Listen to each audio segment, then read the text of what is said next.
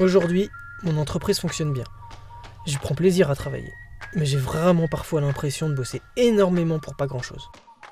J'ai voulu en discuter avec un jeune entrepreneur comme moi, et là, le doute est revenu. J'ai investi 400 000 euros et j'ai récupéré quoi 350 000 à peu près quoi. Mais comment tu fais pour te rémunérer autant? Bah écoute, faut juste savoir comment s'y prendre quoi. Ça se voit que tu débutes toi, hein, franchement. Bah Hein. vas-y, explique-moi. Je te disais, Je sens pas encore cette histoire. Voilà, c'est à ce moment-là que mon ami m'a expliqué qu'il arrivait à retirer de l'argent personnellement sans verser le moindre centime aux organismes fiscaux et sociaux.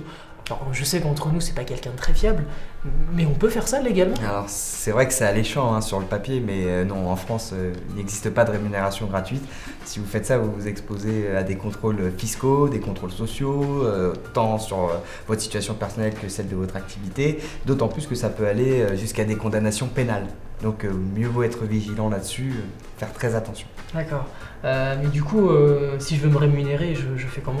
Vous avez deux options pour vous rémunérer. Vous vous rémunérez soit par le travail, donc en fonction de votre statut, travailleur salarié, non salarié, mandataire, donc vous paierez les cotisations sociales comme tout le monde, ou soit vous vous rémunérez par le capital, auquel cas là vous percevez des dividendes à hauteur de vos bénéfices, donc déduction faite des prélèvements sociaux bien sûr. Mais c'est un calcul à faire en fait, c'est un dosage à avoir entre le capital et le travail, tout en gardant à l'idée que c'est très important d'avoir une rémunération régulière en fait par le travail. D'accord. Donc c'est important d'avoir une rémunération régulière par le travail, mais c'est un calcul à faire qu'on fera peut-être en fin d'année. J'allais vous proposer que justement on attende le rendez-vous bilan courant mars et puis bon bah on en rediscutera à ce moment-là quand on aura les chiffres pour pouvoir travailler dessus quoi. Parfait, on fait comme ça. Vous êtes dirigeant d'entreprise et vous souhaitez percevoir une rémunération. Il faut veiller à bien déclarer aux caisses adéquates cette rémunération pour éviter tout risque potentiel de redressement.